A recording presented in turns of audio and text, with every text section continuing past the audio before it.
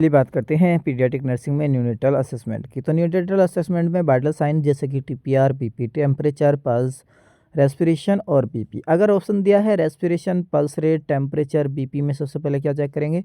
तो सबसे पहले तो हमें चेक करना होगा टेम्परेचर, और टेम्परेचर से भी पहले हमें रेस्पिरेशन चेक करना होता है। पल्स रेट या हार्ट रेट बाद में देखते हैं। तो पहले रेस्पिरेशन चेक करेंगे, रेट एंड डेप्थ, उसका रेट और डेप्थ देखेंगे। नॉर्मल रेस्पिरेशन होता है 30 to 60 ब्रेथ पर मिनट, और एवरेज होता है 40 ब्रेथ पर मिनट। एक फुल मिनट चेक करना होता है। एपनिया यानी सिजेशन ऑफ रेस्पिरेशन को कहते हैं एपनिया, अप टू 20 सेकेंड। अगर 20 सेकेंड तक अगर मतलब सिजेशन ऑफ रेस्पिरेशन होता है तो उसको कहते हैं apnoea. Bradypnoea, slow the respiration rate या less than 30 breath per minute होता है तो उसको ब्रेडिपिनिया कहते हैं। Tachypnoea, fast respiration greater than 60 breath per minute. Irregular rate या फिर एब्डोमिनल रेस्पिरेशन हो तब भी उसको हम टैकीपिनिया देखा जाता है। उसमें पैटर्न रेगुलर होना चाहिए, एब्डोमिनल रेगुलर और एब्डोमिनल होना चाहिए, इरेगुलर नहीं होना चाहिए। Seesaw respiration, chest retraction, intercostal retraction, nasal flaring, grunting, ये सब किसको शो करता है? आरडीएस को, रेस्पिरेटरी डिस्ट्रेस सिंड्रोम। या इरेगुलर हो या फिर सी से रेस्पिरेशन हो या फिर चेस्ट रिट्रैक्शन हो, इंटरकोस्टल रिट्रैक्शन या नेजल फ्लैरिंग या ग्रंटिंग आरडीएस को इंडिकेट करता है। हार्ट रेट की बात करते हैं या पल्स रेट की, तो 120 to 160 breath per minute normal होता है, एवरेज होता है 140 beat per minute, not breath बल्कि beat per minute. Bradycardia, slow the heart rate या less than 100 beat per minute. Tachycardia यानी fast heart rate greater than 180 beat per minute, इसको कहते हैं टेकीकार्डिया। साइट क्या होता है? अपाइकल पल्स चेक करना होता है, डायरेक्ट ओरिजिन फ्रॉम हार्ट। ये क्यों? क्योंकि ये डायरेक्ट ओरिजिन होता है कहाँ से? हार्ट से। With increase the age heart rate decrease, अगर एज इंक्रीज होगी तो हार्ट रेट डिक्रीज होगी, ऐसा बोलते हैं और देखा भी जाता है। टेम्परेचर, नॉर्मल टेम्परेचर था 36.5 degree centigrade to 37.5 degree centigrade.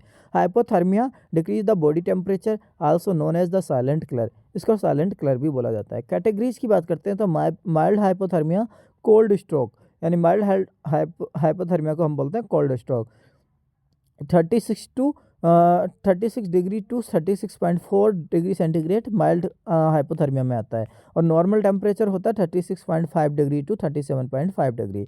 Mild hypothermia का कैटेगरी क्या होता है? 36 degree centigrade to 36.4 degree centigrade, इसको कोल्ड स्ट्रोक भी बोला जाता है। मॉडरेट की बात करते हैं तो 32 degree centigrade to 35.9 degree centigrade.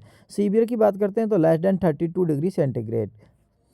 इसका क्लिनिकल मैनिफेस्टेशन क्या होता है? लिथार्जी होगा, bradycardia, bradypnoea, hypoglycaemia, cyanosis, acrocyanosis और सेंट्रल साइनोसिस हो सकता है। इसमें कोज होता है हीट लॉस। हीट लॉस के भी कई मेथड हैं, जैसे कि रेडिएशन, कन्वेक्शन, इवेपोरेशन और कंडक्शन।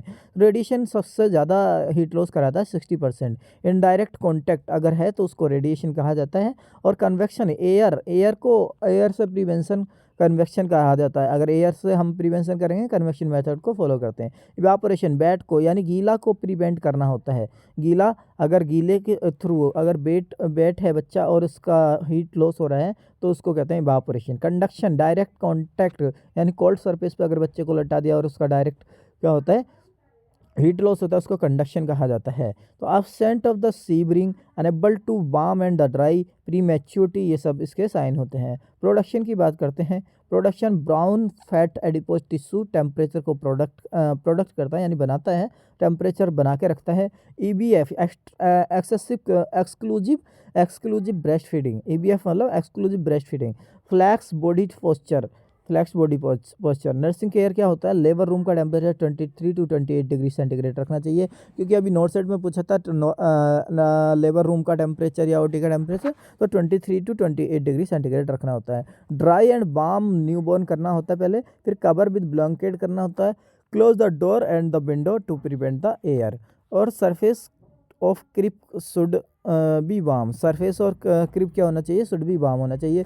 इसके लिए KMC यानी कंगारू मदर केयर भी दिया जाता है। कंपोनेंट क्या होते हैं कंगारू मदर केयर के? स्किन टू स्किन कॉन्टैक्ट होना चाहिए, एक्सेसिव ब्रेस्ट फीडिंग यानी एक्सक्लूसिव ब्रेस्ट फीडिंग करना चाहिए, early discharge and follow up करना चाहिए। एलिजिबिलिटी क्राइटेरिया क्या होता है KMC देने का? तो 1200 1800 ग्राम अगर है तो प्रीटर्म है, और लो बर्थ वेट बेबी है तो उसको दिया जाता है। पर्पस है इंक्रीज द वेट और ग्रेटर दैन 2500 ग्राम। और टाइम क्या है, मिनिमम 1 आवर्स और मैक्सिमम 24 आवर्स। तो ब्लड प्रेशर क्या होता है, blood pressure systolic blood pressure और डायस्टोलिक ब्लड प्रेशर बच्चे में होता है 80/50 mmHg। मीन आर्टेरियल प्रेशर कैसे निकालते हैं, 2 into diastolic blood pressure plus systolic blood pressure upon 3, 2 into 50 plus 80 अगर हम निकालेंगे बाई 3 करके तो 180/3 यानी 60 mmHg मीन आ जाता है बच्चे का। थैंक यू सो मच, मिलते हैं नेक्स्ट वीडियो में। अभी के लिए इतना ही। अगर अभी तक आपने मेरे चैनल को सब्सक्राइब नहीं किया, वीडियो को लाइक नहीं किया, और अपना कमेंट करके हमें और बताएं आपको ये वीडियो आपके लिए हेल्पफुल है कि नहीं। अगर है कुछ और नया करने की ज़रूरत है तो हम करेंगे, आप हमें सजेशन दे सकते हैं।